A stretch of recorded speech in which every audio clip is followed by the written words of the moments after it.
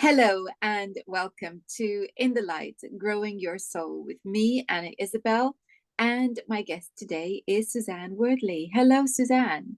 Hi there. Nice to see you. And it's good to see you too. I saw the title of your book and I thought, this is one that I'd like to read. So it's called Confident Empath.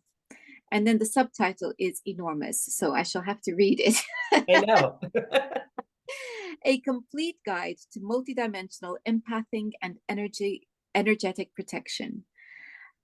It made me curious because the first thing that I thought was empathing is not a verb that I've come across before. So, what is the difference then between empath, empathy, and empathing? Yeah, I actually had to stick it in the spell check after, writing the first manuscript because it doesn't come up, but it is very much a word in the last couple of years. So basically it works like this. In my opinion, and take what resonates, the human body is designed to have empathy. We are a sentient being of source energy that is designed to feel what others feel, to be able to walk in their shoes. And that's a beautiful moment of oneness. But what an empath does is not only walk in the shoes, but they jump in the shoes and they take the shoes and they steal the shoes and they make the shoes their own and they walk away with everything. So the empath means that I go into your energy field. I can actually steal, in terms of energy, your actual physicalness, your emotional, your mental frequencies. And so it can be really disruptive to the both parties because it's a lose-lose situation, if that makes some sense. So, when you say that as an empath, we have the ability to do this, are we doing this consciously or unconsciously? Yeah, good question. It's both. So almost every single person on the planet, in my opinion, does empath to some extent because we are beings that hold an energy field, and most of us are not educated in our energy field. We don't even know we have an aura. Nobody sat us down when we were 10 and said, hey, little Anna, you have an aura, you're responsible for it. So a lot of us don't really take care of that so-called energy tank. And when that doesn't really work the way that it needs to work to hold our field, we find ourselves stealing energy or picking up energy from everywhere. So basically everyone generally empaths. The difference is a highly sensitive person or a highly sensitive psychic person picks it up from everywhere, hence the really long subtitle. We take it from multi-dimensions, we take it from buildings, we take it from land, we take it from future, past, etc. So there is a big difference in a general empath and somebody that really takes in a lot more. Most of the time we are doing it unconsciously because we're just navigating our day, right? But as we get more skilled in how we empath, we're starting to go, oh, now I'm consciously or unconsciously aware of it. So we train ourselves. So that starts to change. It's interesting because one of the things that crossed my mind when I was listening to you, and you were saying, consciously and unconsciously, it struck me that actually I've always felt that sociopaths are highly empathic because they can sense what the other person is feeling. The difference is they have malintent towards you. Right. So they sense what you're feeling and then want to use that against you. And it's not something that we associate with empathy. When we think about empathy, we think about wanting to be sensitive for the sake of helping the other person. Right. But it is very clear to me that sociopaths read people extremely well. And they use that to their advantage. So yes.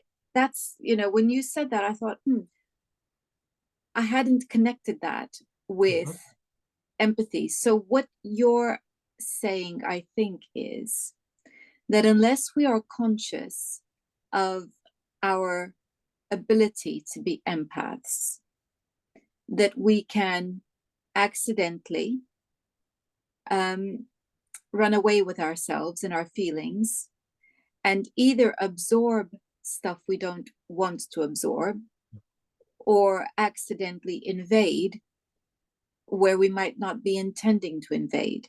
Yes. And so it goes both ways. That's very much the case.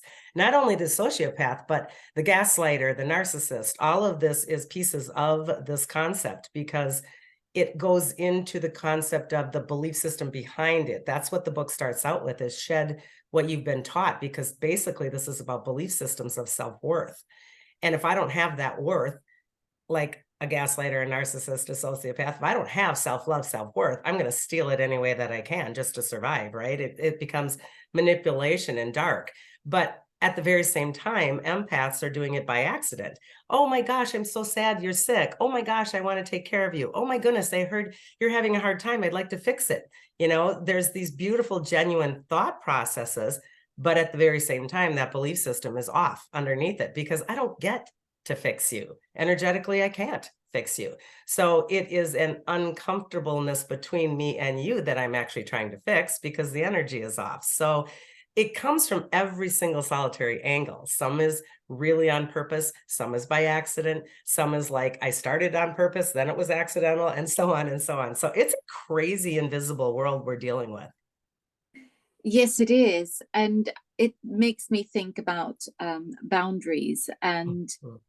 the whole thing about wanting to rescue. Very often, the desire to rescue comes from feeling the other person's pain Yep. and wanting to shut that away. So Yes. it's too painful to deal with that pain. So let's fix it. I I think, and also you're right from the point of view that we, and I've seen this because as an analytical hypnotherapist and the astrology side of my work, I often come across people who are traumatized by their failure to rescue, Mm. and they they're holding all of this anger towards themselves and these feelings of failure because they feel that they ought to have been able to do something. And part of my work is to help them to see that actually that was a completely unrealistic expectation. It is, it's an illusion. It is. It's an illusion. We don't have the capacity. We think we do. I mean, goodness, we can't even make our kids do the dishes and we think we do, you know. We think we're doing all these things in this world and we truly aren't. They are doing it and we think we won, you know. It all comes down to really imbalanced and uncomfortable egoic belief systems. And we, sadly, humans believe in the hero programming. You know, I'm going to be the hero. I'm going to be, you know, I'm going to fix you. I'm going to fix everybody because that makes me wonderful. We haven't understood that we're already wonderful. And we are human beings that are truly beautiful and wonderful. And we don't need to be playing all these illusionary games to make ourselves feel better outside of ourselves. It's about going inward. So we've been doing it backwards for a really long time, right? Yeah. um just thinking about, the need to be a hero, and I think there needs to be a distinction between a healthy desire to contribute and to support and the desire to rescue Yes. for self-aggrandizement at its worst, or validation at its most mild. Mhm. Uh, and that's really important because it comes back to the need to control and to be in control. And there are still too many people, particularly, let's say, in the higher echelons, who hold more influence over the rest of the world, Right. who are under the illusion that they are gods and that they are in control and that Mhm. they are somehow here to make decisions about turning the world into their version of utopia. Yep. Very dangerous. It is. But, you know, we're just as participatory as the one who is allowing the programming. When we don't stand up and know our own truths and actually work with our resonance and our frequency, that's why this book is so critical right now in terms of if Suzanne doesn't know her own resonance and truth, my own frequency, I don't know I stepped in front of or in between something that is not my truth. If I don't have that skill set of discernment, I am, by not even standing up, giving consent. By not doing anything or saying anything, I'm giving consent. And I don't think the world understands how much consent we give all day long to this controller program, because of the fact that we're all walking around like sheep. And so this is an empowerment program. This is, no, absolutely not. This doesn't feel like my resonance. This doesn't feel like I own this. This is my job. And we have been giving that away for eons. Yes, and that takes us into victim politics, which Yep. is used to divide us evermore. Hmm. And we we find more and more definitions of what it is to be a victim in society. Right. Uh, so it's a very unhealthy state of affairs. And speaking of unhealthy states of affairs, um, tell us about trapped energy. Trapped energy in any way, shape, or form can go into the auric field first, which will then go through the so-called blueprints or instruction sets of my field, which will finally affect my physical, emotional, mental, or spiritual state.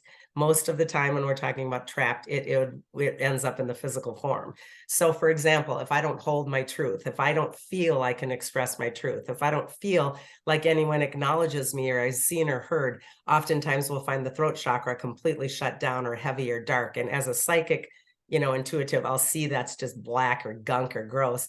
And it will cause all kinds of physical problems eventually. So we'll start out with the word dis with the dash and ease. So it's a dis-ease, and then we take that dash out and we will disease ourselves. And it doesn't always have to be physical. This can certainly be emotional.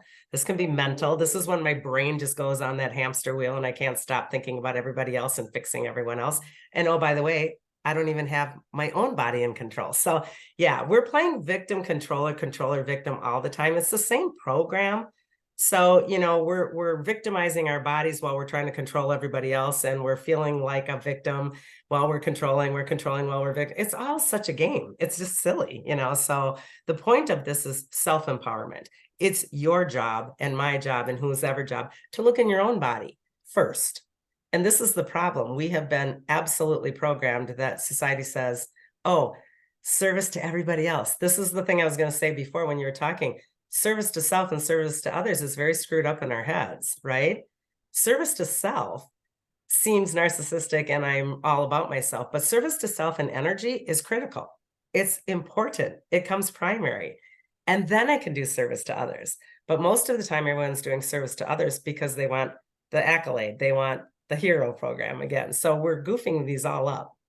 And it to do that makes us vulnerable to manipulation by those who have uh, a less noble intent towards us, shall we say. Very much. You know, if we're told every time that we're wanting to do something for ourselves, which is Mhm. about, let's put it this way: we are responsible for our personal hygiene, and we would be obviously remiss if we cleared the train because we had not attended to our personal hygiene. Right. Um, and yet, when it comes to actually attending to our emotional hygiene, our energy hygiene, by doing things that help us deal with our emotions, Yes. we're considered to be selfish. And God forbid our spiritual hygiene is even more, because this is when we go full circle now, back to the beginning of empathy. When I'm really aware of my spiritual hygiene, I am working absolutely on myself first, because I am working on behalf of the whole. This is when we go back to oneness, and we have it all backwards. We think by working on myself first, containing myself, putting a boundary up, saying no is a complete sentence, all of those wonderful, beautiful things that scare people, they're imperative to me holding my gasoline in my own tank. That's the point, right? It Then I don't is. have to steal it. No, that's right. And also, I mean, another way of thinking about it is this: if you are in a choir, it is incumbent upon you to work on your voice so that you don't let everybody down. Right. You know, Or get out of the choir, right? I mean, come on. so here Yeah. this is the reality, is that we do need to take care of Mhm. ourselves for the sake of everybody else. It is an unselfish act, actually, to say, no, I need to take care of myself. This is stretching me too much. Yes. So I'm going to have to say no, because I can't, I don't have the energy. I can't afford that right now. I haven't got the energy. Well, and Um, I would even invite you to look at your words, and this is what the book says too. It's not that I need to take care of myself, it's that I get to and I'm choosing to. And it's not that I have to have my energy, it's that I'm choosing. This is very much about empowerment. And we find the energy leaks even in our verbiage. You know, when we articulate things like, I have to go to work, you don't have to go to work, you don't have to do anything. It's all choice. And when we start to really stand up for the fact that I'm choosing to put myself first because I get to, this is when all of a sudden everything clicks. And then the other person goes, what do they know that I don't? You know, and this is when we start to teach one another by action. so how can we become more aware of energy? What do you suggest? I think the very, very first thing is the grounding and the bubbling business. We, again, if we were taught this in grade school, think of how wonderful that would be. We're in third grade and Mrs. Jones or whatever says, let's all practice our bubble. You know, if we understood our auric boundary and we understood that that so-called gas tank was our responsibility so that there wasn't holes and tears in it, that I could then be able to discern, which is the second step. Because if I have my frequency in an intimate relationship with myself, and then I walk into or amongst something and I go, oh gosh, that feels scary, that feels sad, that feels evil, I have capacity of empowerment to say no to that, right? So if I don't have that skill set and my auric field is all open, that's when the windows are open and everything jumps in and I get very confused because I don't know what is mine.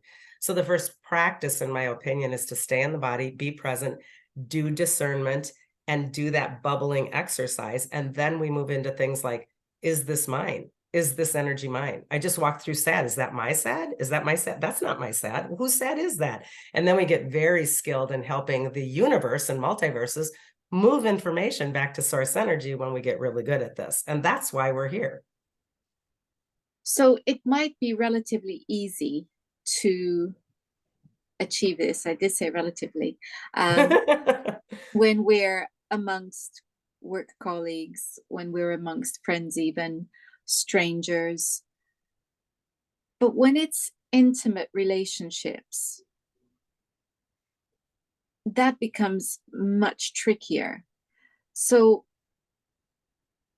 I mean, for instance, it comes to mind, so many things come to mind, but it's been noted in a number of studies that if one partner is depressed, the other partner is likely to suffer from depression.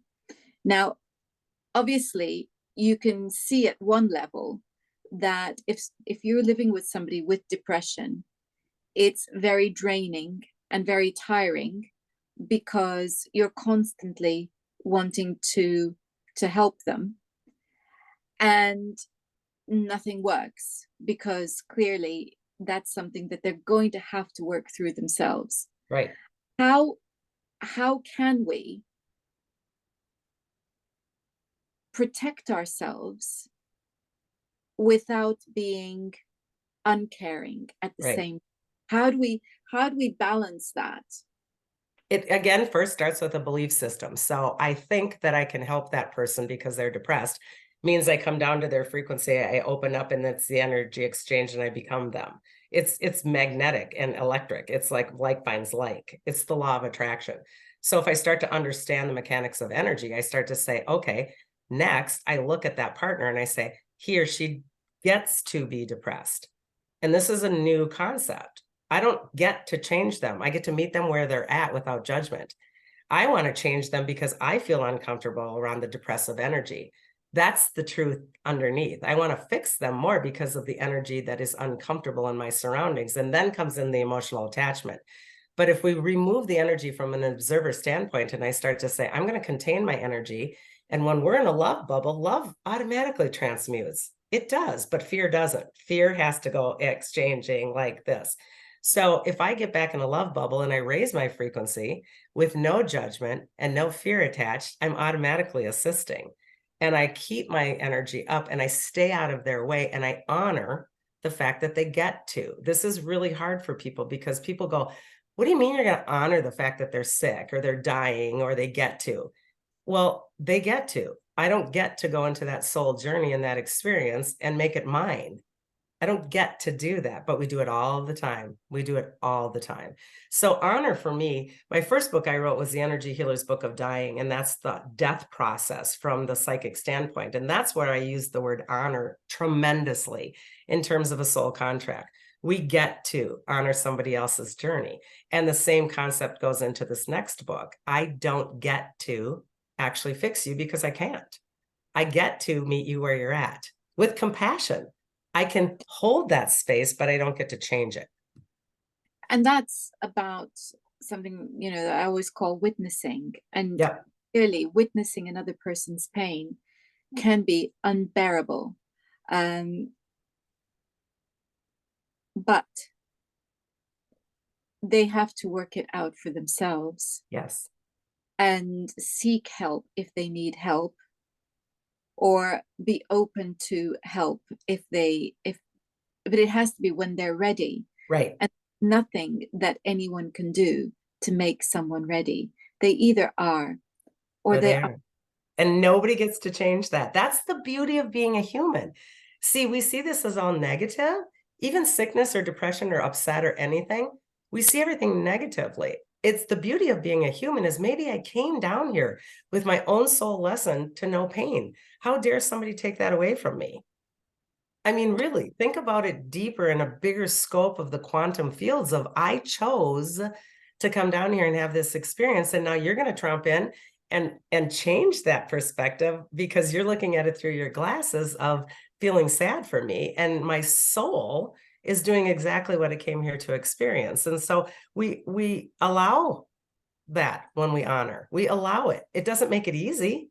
It doesn't make it fun sometimes, but we certainly can find a different, like you said, witnessing, or I say observer or neutral.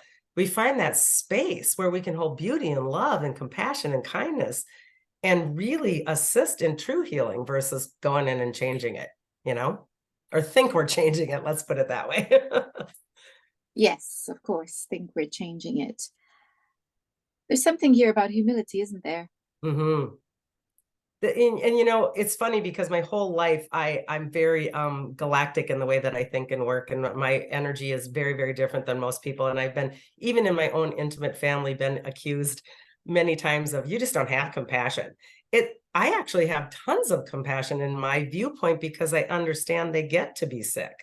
They actually signed up for something like that. It isn't that I don't have compassion. I have a distance in there that honors.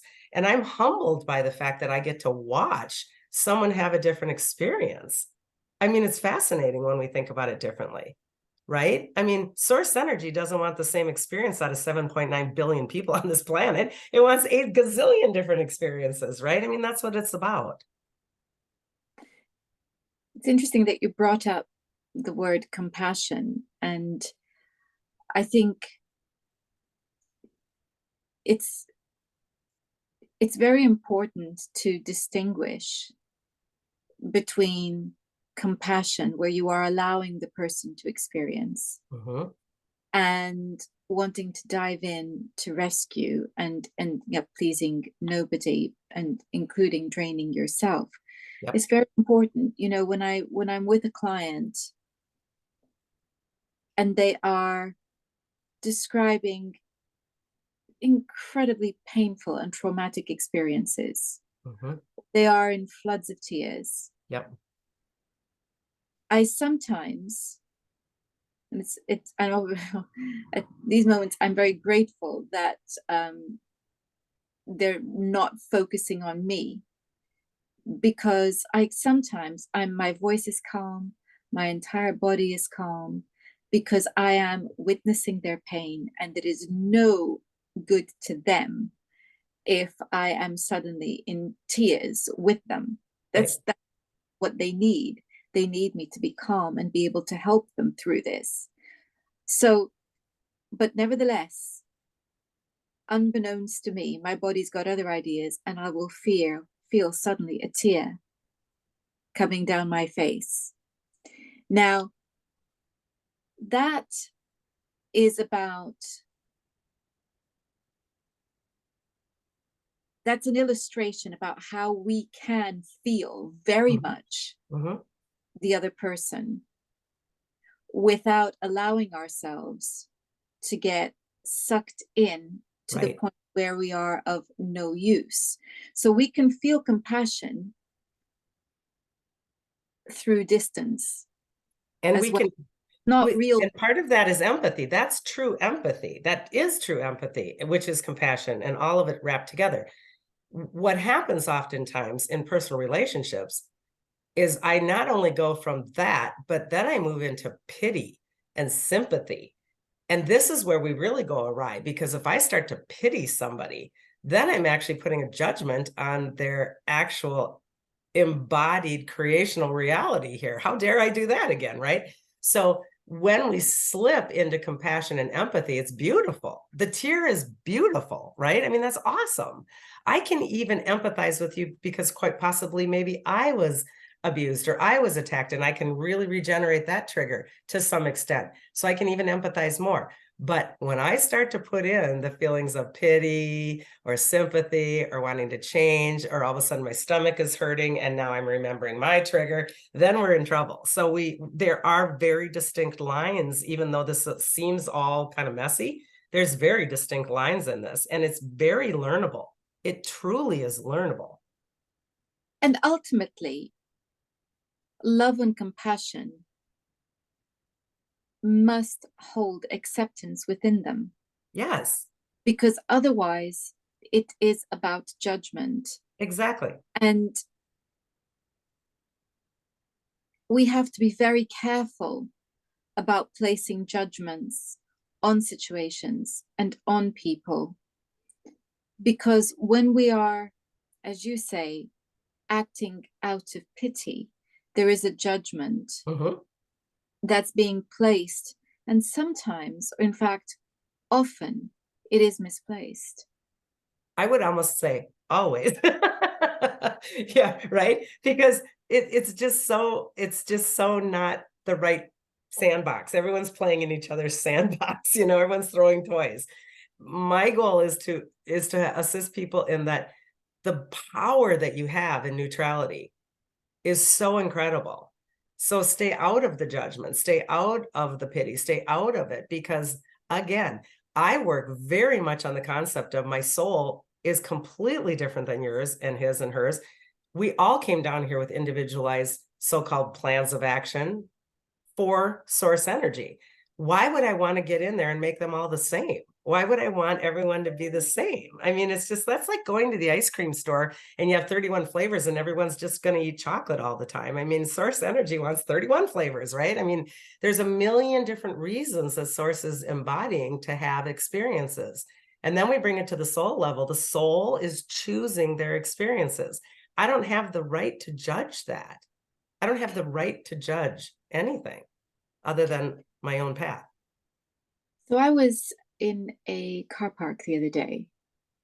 I was just about to get out, and I saw an elderly lady with two sticks, and she was taking, it felt to me like a minute per step, and all of her concentration went on this movement, Mhm, this, and my heart just went to her, because I thought, my goodness, to be in that situation where mhm, your body is so afflicted that something that you and I do without thinking is mhm. take all of her thought process, all of her concentration.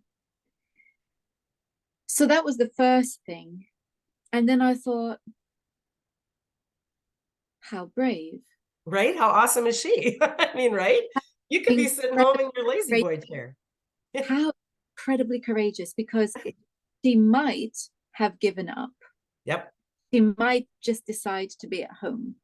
But no, she is still going to the shop. Hmm. And as it happens, it's a lovely farm shop that I am very privileged to be able to go to, whilst I am where I am. And about, I don't know, it feels like 10 minutes later, it may have been a little bit less, after was already in there, I heard her come in, and there was chatting going on, with the lady who runs the shop. And then I learned, she just had surgery. Hmm. And I thought, wow, here we Hmm. go. Hmm. This is part of her healing from this surgery. She is determined she's going to heal. And Right, so she is continuing to move to the right, best of her ability, because she will not be defeated. And again, that feeling of, wow, such courage, such determination. right. And just another wonderful example of this is, someone else whom I know, who is in her late 70s, I believe, or maybe she's early 80s now, but she has an allotment. Allotments, are, um, big plots of land which we rent from the local Oh, authority, okay. and, at a very small rate, in order to be able to produce our own food if we are so inclined. Anyway, she was there from when I she's been there for years. She's had this plot. She's got more than one plot. In fact, she's got two plots, plus she often looks after the plots of her friends. So, but here's the thing. This year I have noticed she's always had a kind of crumbling back. Her spine's always been an issue. But this year she really needs, knee replacements. And you can't help but feel pain when you watch her move. Hmm. But she is there every single day, looking after her chickens, Hmm. doing her gardening. And there are times when I think I really need to ask her what I can do to help her. And I do. Do you need anything? And Right. sometimes she does, because lifting things is hard if you can't bend your knees. And Yep. so I come in and I'll help her with that. But I wouldn't dream of suggesting to her, this might be a bit too much for you. Oh, yeah, no. Yeah.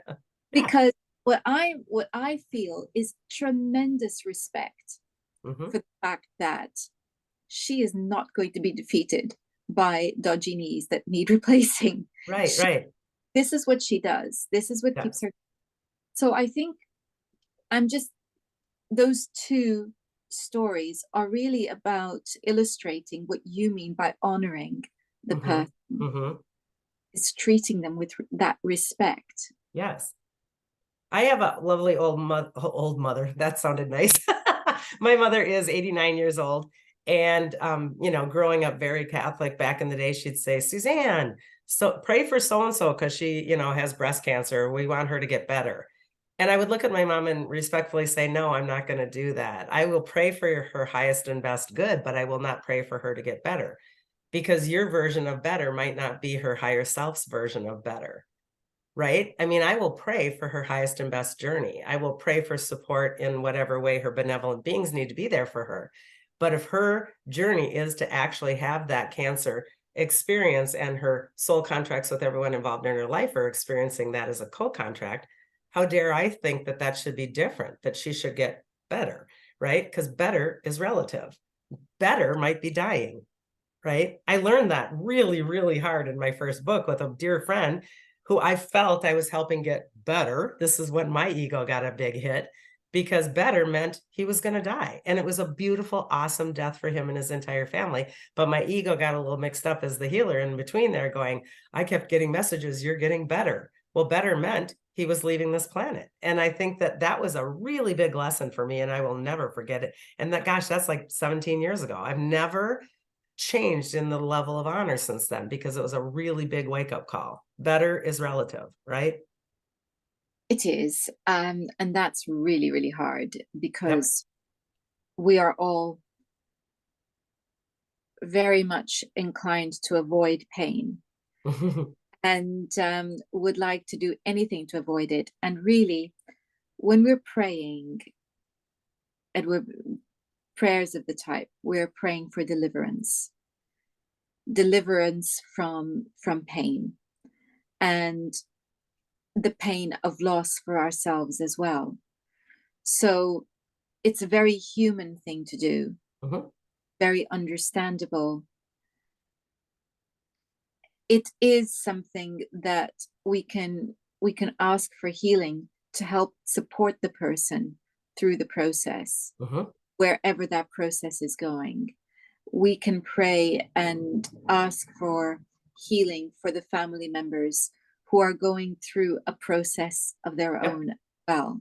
And I think this is possibly the most compassionate thing we can do, is pray for help. And be able to let them show up how they are. I mean, that particular family, I got to work with the entire family through the whole death process and beyond. And it was magical. I mean, people get to die. People get to be sick. And it sounds odd, but it is true. And so the healing that can come in the deep belief systems, and letting go of things that no longer serve you, and letting go of the things that created the cancer in the first place. These are really important things to honor in others' journeys. And this is why the empathing is so dangerous, because if I take all that on, I don't honor you and I get sick myself. And it's just a lose-lose situation. So these beautiful ways of holding my energy in a loving manner instead of a fear-based manner. We, again, two kinds of fuel. That's all there is: love and fear, love and fear. And love permeates everywhere. It's like air. It's the breath of life itself, right? And then fear is stealing. And that's the big difference, because it's fear. I don't have enough. I'm going to go take it from somewhere else. It's my job to find enough. My job is to know I am enough. I am enough. And so I don't go outside, I go inside. So it's almost like everything we've learned is a really tight sock and we want to take it off and it flips inside out. The illusion has been backwards. So hopefully this will open some eyeballs to the concepts of maybe there's something to take off really tight on my foot.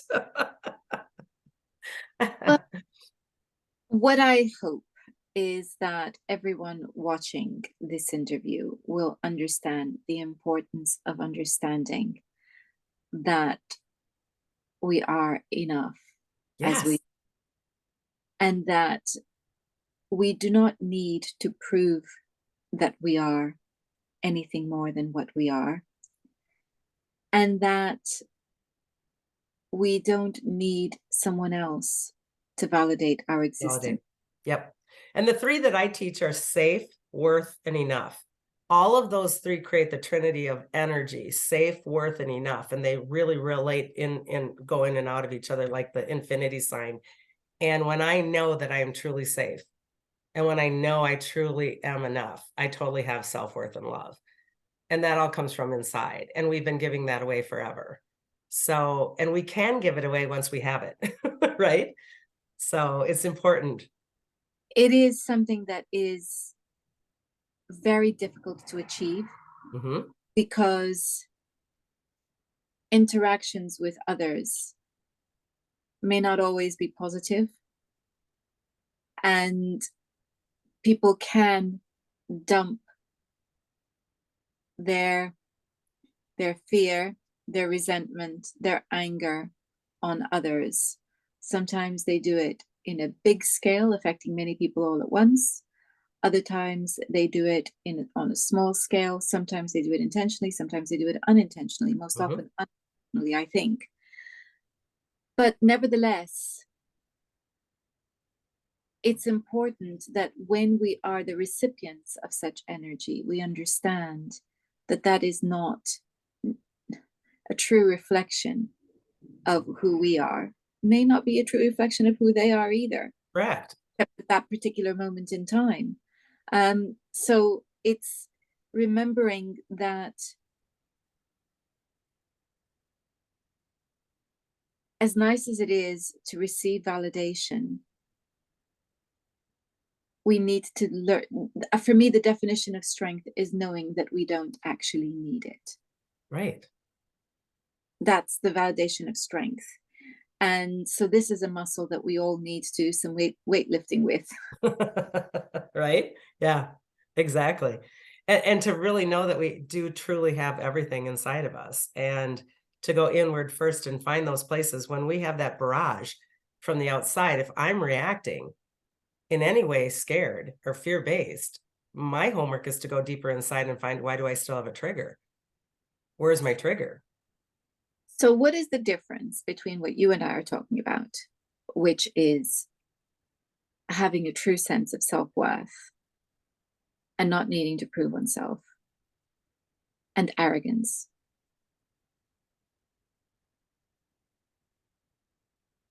I think arrogance is fear fuel. I do. I think that's still fear-based. I Because agree. you're playing, you're acting, you know? It's So, not real, and that's the answer. Is that yeah, arrogance is not true confidence. yeah, It is a lie that you tell yourself yeah, that you are better than others and that you don't need, it's denial, it's a form of denial, that yeah, you don't need to justify yourself. You don't need to, it's a defensive um, reaction. It is a reaction that's like the cat that puffs itself up because it's afraid. mhm. That's arrogance. And What we're when you're talking energy again, I believe when I watch that, when you talk and when I even follow the energy lines of that, arrogance is still energy empathing. If I'm arrogant, I'm playing and I'm still sucking something from you. So it's still a really negative. It's very, it's not that dissimilar to the narcissist or the gaslighter again. It's just done in a kind of a poofier package. That's right. Yeah. Perfect.